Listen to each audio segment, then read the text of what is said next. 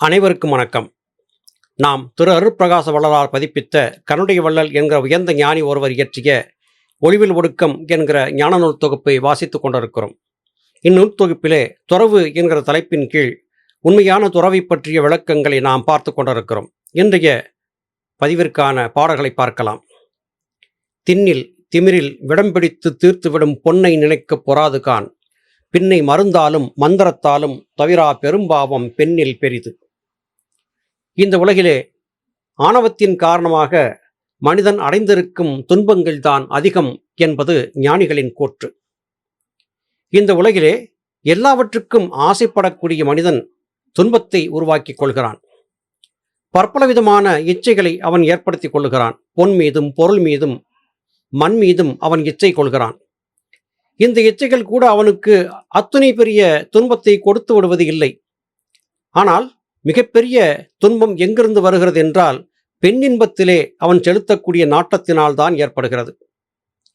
காமத்தின் காரணமாக கருத்தழிந்து தன்னை இழந்து பற்பல விதமான தவறுகளை செய்வதனாக மாறிவிடுகிறான் மனிதன். மதுவை அறிந்து மதுமயக்க போதையிலே இன்றைய இளைஞர்கள் தரிகட்டு போய் தாறுமாறான தவறுகளை செய்து பற்பல விதமாக பெண்களுக்கு இடையூறுகளை செய்து பாலியல் வன்கொடுமைகளை செய்து கொண்டிருக்கும் காரியத்தையும் கொலைபாதகங்கள் அரங்கேறிக் கொண்டிருப்பதையும் இன்றைய நாளிலே நாம் பார்த்து கொண்டே தான் இருக்கிறோம். மருந்தாலும் மந்திரத்தாலும் தவிரா பெரும்பாவம் பெண்ணில் பெரிது என்று குறிப்பிடுகிறார். நீங்கள் செய்யக்கூடிய மற்ற எந்த காரியங்களினால் செய்த பாவத்திற்கும் கூட ஓரளவுக்கு மன்னிப்பு கிடைத்துவிடும். ஆனால் பெண்களுக்கு செய்யக்கூடிய கொடுமைக்கு மன்னிப்பே கிடையாது என்று கருணை வள்ளல் இங்கே குறிப்பிடுகிறார். மனிதனுக்கு நான் என்கிற அகங்காரம், திமிர் என்பது ஒரு விஷம் போல அவன் தலைக்குள்ளே அமர்ந்திருக்கிறது. பொன்னை தேடுகிறான். பொன் சேர்த்தான பிறகு பொன்னை கொண்டு தன் ஆதிக்கத்தை செலுத்த பற்பல மாதரை சுகித்திருக்க எண்ணுகிறான். அதை வன்முறையினால் கூட சாதித்துக் கொள்வதற்கு அவன் தவறுவதில்லை. மருந்துகளாலும் மந்திரத்தாலும் கூட பல துன்பங்கள் மனிதர்களுக்கு ஏற்படுவதுண்டு. பிறருக்கு செய்யும் இன்னல்கள் பற்பல விதமான துன்பங்களை தருவதுண்டு. ஆனால் கற்பனை மாதரை கற்பழித்து செய்யக்கூடிய கொடிய குற்றங்களுக்கு மாத்திரம் மன்னிப்பே கிடையாது.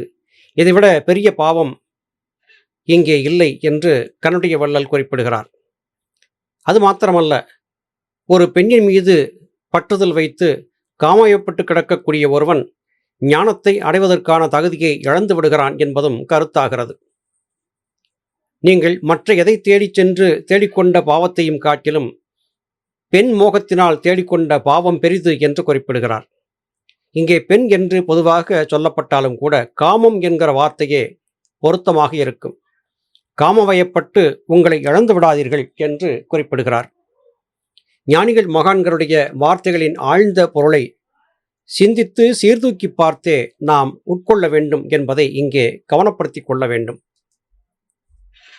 செல்வம், இளமை, உடம்பு பேய்த்தேர் என்று சொல்லுவது என் காணாரோ, சுட்டது போய் ஒல்லை விடுவோர் பிறப்பிறப்பின் மீளார், கண்மீண்டால் தொடுமோ சிவனை தொடா. நீங்கள் சிவனை சென்று சேர வேண்டும் என்கிற சிந்தனையை மனத்திலே கொண்டவராக இருக்கிறீர்களா? ஆம் என்றால் உங்கள் உடல் சார்ந்து பெறக்கூடிய உலக போக போக்கியங்களுக்குள்ளே உங்களை செலுத்தி கொண்டு விடாதீர்கள். உங்களிடத்திலே எல்லாம் இருக்கிறது. செல்வம் இருக்கிறது, இளமை இருக்கிறது, உடம்பு அழகாக அலங்கரிக்கப்பட்டு ஒரு தேர் போல பவனி வரக்கூடியதாக இருக்கிறது. ஆனால் இந்த உடம்பை பேய்த்தேர் என்று நீங்கள் புரியாமல் இருக்கிறீர்கள். எத்தனைதான் அலங்காரத்தை செய்து ஒருவன் பயணித்தாலும் கூட அவன் மனதில் இருக்கக்கூடிய குரூர எண்ணங்களை எவராலும் மாற்றி அமைக்க முடியாது. புற அலங்காரங்களை மாத்திரம் கொண்டு ஒருவனை நல்லவன் என்று கருதிவிட முடியாது. இன்றைய நாளிலே மக்கள் இந்த தவற்றை பெரிதும் செய்து கொண்டிருக்கிறார்கள். வெறும் கவர்ச்சியை மாத்திரம் கொண்டு வெற்று உலர்களை மனத்திலே வைத்துக்கொண்டு ஒருவனை நல்லவன் என்று கருதிவிடுகிறார்கள். மானுட உடல் வாழ்க்கையிலே நடிப்பவன் இங்கே தன்னை உயர்ந்தவனாக காட்டி மக்களை சுலபமாக ஏமாற்றி விடுகிறான். நல்லவனுக்கு இந்த உலகிலே வாழ்க்கை இல்லை என்பதை புரிந்து கொள்ள முடிகிறது. உடலை அலங்காரம் செய்து கொண்டிருந்த பேய் எப்படி நல்ல ஒரு ஆத்மாவாக மாற முடியும்? அது பொய்தானே. பிறப்பு இறப்பு என்று சொல்லப்பட்ட இந்த கடுமையான மாயச் சுழலிலே இருந்து நீங்கள் உங்களை காப்பாற்றிக் கொள்ள விரும்புகிறீர்களா? ஆம் என்று சொன்னால் இந்த உடல் கொண்டு பார்க்கக்கூடிய இந்த உலகமாகியை விட்டுவிடுங்கள் என்று கண்ணுடைய வள்ளல் இங்கே எச்சரிக்கிறார்.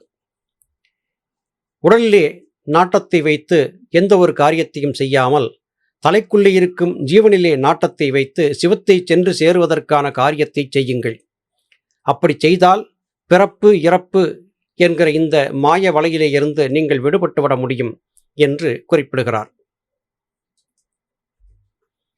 ஆசையினால் அற்ப சுகமாய் அழிந்தால் பேரின்பம் ஆசையின் போக்கென்று அறியலாகாதோ. ஆசை நளிகைக்கு அழுக்கு வந்த நாசம் என நாடி தெளியப்போம் மற்றிவை ஐந்தும். 5 புலன்கள் வழியாக நீங்கள் பார்க்கக்கூடிய, கேட்கக்கூடிய, நுகரக்கூடிய, சுவைக்கக்கூடிய, அறியக்கூடிய அனைத்துமே உங்களுக்கு ஆனந்தத்தை கொடுப்பதாக ஆரம்பத்திலே தோன்றும்.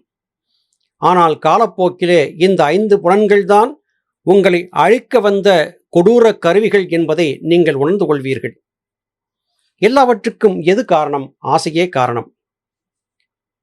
ஒருவனுக்கு இசை கேட்பதில் ஆசை.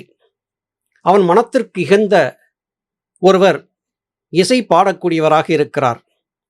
அவரை காண வேண்டும், அவருடைய இசையை கேட்க வேண்டும் என்பதற்காக மிகப்பெரிய துன்பங்களை எல்லாம் சந்தித்து அவன் ஓடோடியும் சென்று கூட்ட நெரிசலிலே சிக்கி வேதனையை சந்திக்கிறான். மற்றொருவனுக்கு தன் மனம் கவர்ந்த நடிகர் நடிகையை பார்க்க வேண்டும் என்கிற ஆசை. இந்த ஆசைக்காக தேவையில்லாத துன்பங்களை வலுவிலே வரவழைத்து கொண்டு சிலர் மாண்டு போயிருப்பதையும் இந்த உலக வாழ்க்கையிலே நாம் பார்த்து கொண்டுதான் இருக்கிறோம். உணவிலே ஒருவனுக்கு ஆசை. தேவையில்லாத உணவை தேவையில்லாத வேளையிலே தேவையில்லாத அளவிலே தின்று பற்பல விதமான நோய்களுக்கு இடமாகி மாண்டு போய்க் கொண்டிருப்பதையும் நாம் பார்த்து கொண்டுதான் இருக்கிறோம். சுகந்த மனம் என்று கருதி அதிகமாக ஒரு மலரின் அல்லது நறுமண திரவியத்தின் வாசனையை இடைவிடாது முகர்ந்து கொண்டிருப்பவனுக்கு பற்பல விதமான தொல்லைகள் ஏற்படும், மூளைக்கோளாறுகள் கூட ஏற்படக்கூடும் என்பதை பற்றியெல்லாம் நம்முடைய முன்னோர்கள் சொல்லிக் கொடுத்திருக்கிறார்கள். அற்ப தேக இச்சைக்காக காமயப்பட்டிருக்கக்கூடிய ஒருவன் முழுவதுமாக பற்பல நோய்களுக்கு ஆளாகி விடுகிறான். மெல்ல மெல்ல அவன் மனதிலே ஏற்படக்கூடிய அழுக்குகளுக்கு இந்த 5 புலன்களே காரணமாக மாறியமைகின்றன. இவையெல்லாம் அற்ப உடல் இச்சைகளே தவிர இவை எந்த வகையிலும் உங்களுக்கு பயன்பட மாட்டா என்று அழகாக இங்கே கண்ணுடைய வள்ளல் குறிப்பிடுகிறார். நீங்கள் உங்களுடைய உலக வாழ்க்கையை வாழ்ந்து கொண்டிருங்கள். ஆனால் புலன்கள் வழியாக நீங்கள் சலித்து கொண்டிருக்கக்கூடிய ஆசையை மாத்திரம் விட்டுவிடுங்கள். அப்போது நீங்கள் இல்லறவானாக இருந்தாலும் கூட இல்லறத் துறவியாக இருக்க முடியும் என்று இங்கே தெளிவுபட சொல்கிறார். உதயம் தொழப்போவார்க்கு உள்ளும் புறம்பும் புதைய ஒளி வீசுமாம் போலே பதிமோகி தீக்காட்டிலே கொடுக்கச் சென்றவா கண்டக்கால் தாக்காதது அன்றோ தவம். தவம் என்றால் என்ன என்று நீங்கள் கருதியிருக்கிறீர்கள்? சூரிய உதயத்திலே எழுந்திருந்து சூரியனை வணங்கக்கூடிய சூரிய நமஸ்காரம் போன்ற வழிபாடுகளை செய்வது, அதன் பிறகு ஆலய வழிபாடுகளை செய்வது, மந்திர பாராயணம், வதனைகளை பாடுவது, இவைகளையெல்லாம் சரத்தியாக செய்து முடித்து வீட்டிற்கு வந்த பிறகு ஆடு கோழி ஆகியவற்றை வெட்டி அவற்றை சுவைத்து உண்பது, ஒன்றுக்கொன்று சம்மதமில்லாத உள்ளும் புறமும் குற்றங்களே நிறைந்த காரியங்களைத்தான் நீங்கள் தொடர்ந்து செய்து கொண்டிருக்கிறீர்கள். மண்ணிலே போட்டு புதைக்கவிட்ட ஒரு ஜோதியிலே பிரகாசத்தை நீங்கள் எப்படி பார்க்க முடியும்? நீங்கள் உங்கள் அறியாமை என்கிற மண்ணுக்குள்ளே உங்களுடைய ஞானம் என்கிற சுடரை புதைத்து கொண்டிருக்கிறீர்கள். காட்டிலே தீ பற்றி எரிகிறது. அந்த தீ எரிந்து கொண்டிருக்கும் போது அந்த தீக்குள்ளே ஞானத்தீயை தேடுவது எப்படி பொருத்தமாக இருக்கும்? உங்களுக்குள்ளே அறியாமை என்கிற கொடுந்தீ எரிந்து கொண்டிருக்கிறது. அந்த கொடுந்தீயின் காரணமாக உங்களுக்குள்ளே இருக்கக்கூடிய ஞானத்தீ, ஞான தீபம் என்கிற ஆன்மாவை நீங்கள் அறியாமல் இருக்கிறீர்கள். உண்மையான தீபத்தை புரிந்து கொண்டு விட்டால் காட்டுத்தீ பெரிதாக இருக்கிறதே, இதுதான் பெரிய தீ போலும் என்று கருதும் எண்ணம் இல்லாதாகும்.